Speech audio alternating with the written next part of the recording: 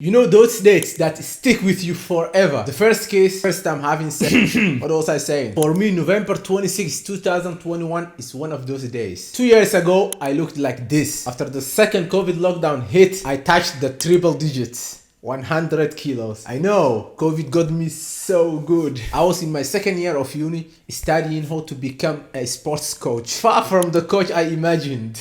I needed a change. I knew I want to get clients looking like this. Searching for ways to lose all that weight, I discovered CrossFit. And I am incredibly grateful now for making that discovery. It was a turning point, a moment where my life took a different direction. I was heading this way, and I took a 180 to head the right way. As I celebrate 2 years of consistent CrossFit practice, it's time to take a step back and assess the past 2 years. We will analyze my movements, how I progressed the last 2 years, and I have some incredible footage. So sit back and enjoy the show. I dedicate this video to CrossFit Amber. I will put the address here. If you are visiting Liège in Belgium, come over, drop in, and we will see each other if I'm still there. And we will start the first day I tried to clean 20 kilos. So this is what my clean looked like the first day. Luckily I filmed it. And here's a squat clean I did June 2023. That's 18 months after I started. Oh my days.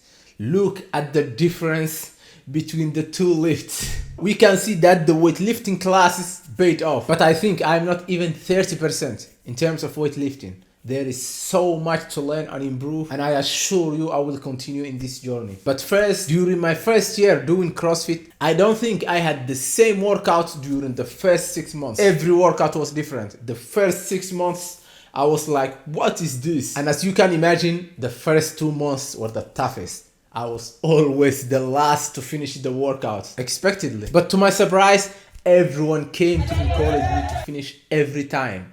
I had never experienced that before. The community aspect was something I wasn't expecting. Now, let's see the transformation. I showed you the video how I looked like before I started CrossFit, and I have updates. Here's a transformation video I did after 2 months. We can see a huge difference. But where I came from, oh my days, there is a huge difference. I felt lighter, motivated to go to the gym, captivated by this sport's varied and fun aspects. I never stopped. I started 3 times a week, 4 times a week, 5 times a week, sometimes 6 times a week. Oh my days, I was addicted. But I could see the results. I changed a little bit of my diet and everything went smooth. The progression was like this. But as you can imagine, there will be time that I have to be here. There is the plateau. I think the last 6 months I am here. I plateaued since June 2023. Now my objective is to stay the same, build some muscle, learn some new movements, and try to progress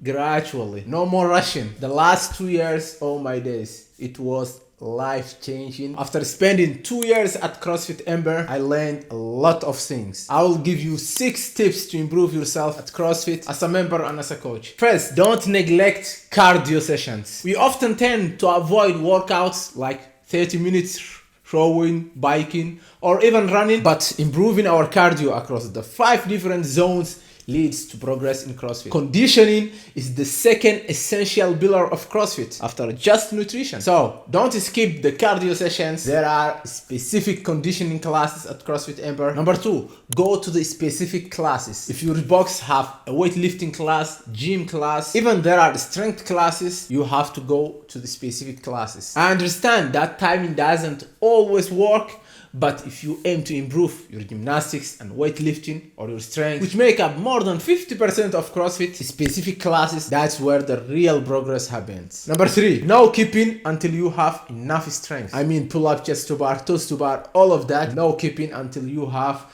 the strength necessary. I heard you have to earn the right to keep. Do 5 to 10 strict pull-up, then you can keep. And if you see all the transformation video I did, the first year I didn't do a single keeping pull-up, only jumping or negative pull-up. So focus on technique and strength by working on your strict or negative pull-up before opting the dynamic version. Number 4, don't neglect mobility. Be comfortable and progress in CrossFit mobility is crucial. Areas like ankles, hips, and shoulders need regular work. So improving our mobility speeds up our learning curve, and it's your responsibility as a member to work on your weaknesses. If you don't have enough mobility in the overhead position, you can't do all the weightlifting movements like the snatches and overhead squats, all of that. So you have to work and develop your mobility. Do mobility sessions at home.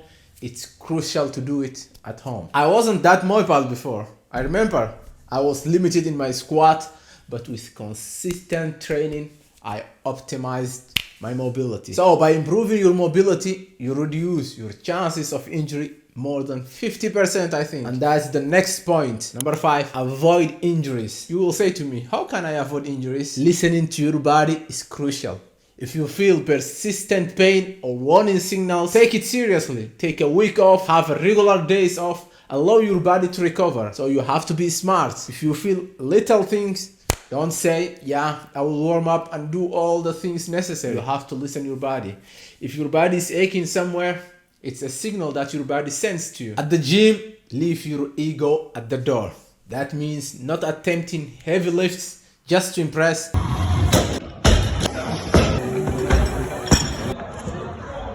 Technique and form matter much more than the weight you put on your bar. So by aiming too high, you are more likely to get injured than make progress. So no ego. Ego is the enemy, if you heard the book. And don't forget to strengthen parts of your body that might pose a problem before they become serious issue. So if you have imbalances or you lack mobility, like I said, the previous point, work on your mobility before it becomes an issue. Look at it as a preventive measure, just to avoid future injuries. Number 6, film your workouts when you can.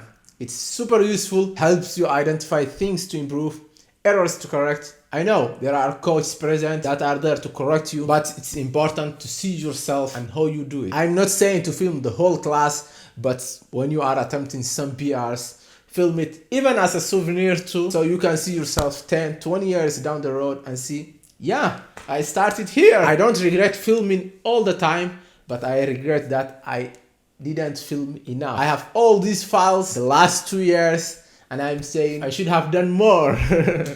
My memory is always full. It's impossible. Number 7, listen to your coaches and other members. I learned a lot from other members, coaches, by asking questions. Short story. When I was trying to learn the double unders, all the coaches gave me techniques I couldn't understand. Some members said, I watched a video of someone doing like this and she tried to explain to me and it's entered directly to my brain. So I managed to learn the double unders thanks to Mirana. So to conclude, that's it. The little tips I learned the last 2 years. It's strange to look how I looked and I didn't show you how I look right now. Do you want to see? No. I will give you a little photo. If you want to watch the 6 beginner mistakes everyone makes before going to the gym, you can watch this video. And I will see you next week. Bye bye.